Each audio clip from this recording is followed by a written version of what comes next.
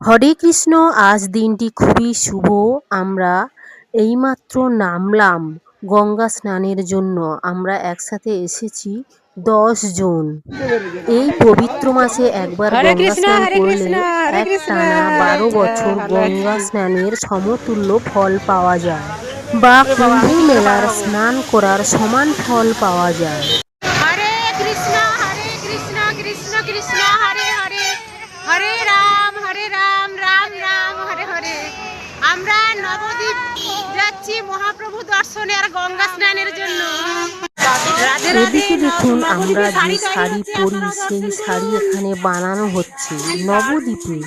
কি আশ্চর্য দৃশ্য! আমরা অনেকেই এই দৃশ্য দেখতে পাই না, নবদ্বীপের আপনারাও গোশালা দেখুন, দেখুন। আর কি বড় বড় নবদ্বীপের গোমাতা। গোশালা দর্শন হরে করে নিন, কৃষ্ণ রাধে রাধে। গোমাতাকেও দর্শন করুন। হরে পুরুষোত্তম কৃষ্ণ, আমরা গঙ্গা স্নানে চলে এসেছি। ও প্রভু আসুন। হরে কৃষ্ণ, চলো রাধে রাধে চলো চলো আসতে থাকুন।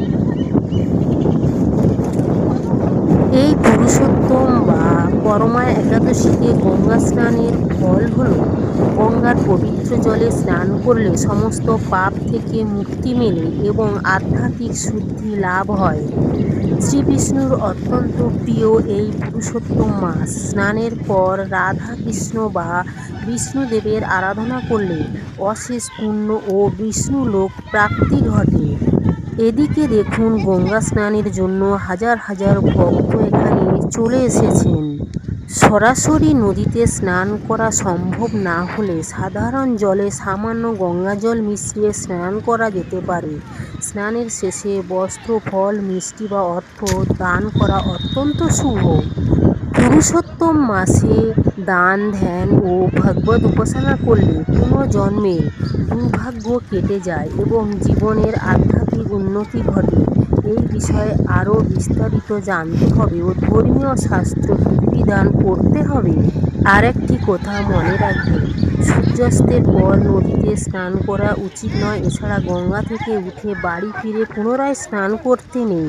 অবশেষে আমরা চলে এলাম গঙ্গা স্নানের জন্য। গঙ্গা মাতাকে প্রণাম করলাম। এরপর গঙ্গা আরতি করব। গঙ্গা আরতি সেরে গঙ্গায় আমি ফুল নিবেদন করছি। আমরা যারা যারা এসছি প্রত্যেকেই গঙ্গা আরতি করছি ও গঙ্গা মাতাকে প্রণাম করে ফুল নিবেদন করছি। রাধে রাধে। জয় পুরুষোত্তম ব্রত কি জয়, জয় একাদশী ব্রত কি জয়। সবাই ভালো থাকবেন। রাধে রাধে। হরে কৃষ্ণ, হরি বল। জয় শ্রীকৃষ্ণ। হরে কৃষ্ণ। গঙ্গা স্নানের পর চলে এলাম নবদ্বীপে কেশবজি গৌড়িয়া মঠে। এখানে এসে দেখি বাঁশ বাঁধা আছে, কারণ এখানে পুরুষোত্তম ব্রতের অনুষ্ঠান হবে। তো রাধা মাধবকে আজ অপূর্ব সুন্দরভাবে সাজিয়েছেন, কারণ এখন তো অনেক গরম, তাই হালকা ড্রেস দিয়েছেন। এসে প্রণাম করে নিলাম, তারপর আমার গুরুদেবকে প্রণাম করলাম। এরপর রাধা মাধব, গৌর নিতাই ও জগন্নাথ দেবকে দর্শন করলাম। যে আশায় আমি এসেছি সে আশা আমার পূর্ণ হয়েছে, তাই রাধা মাধবকে আমি পুজো দিলাম।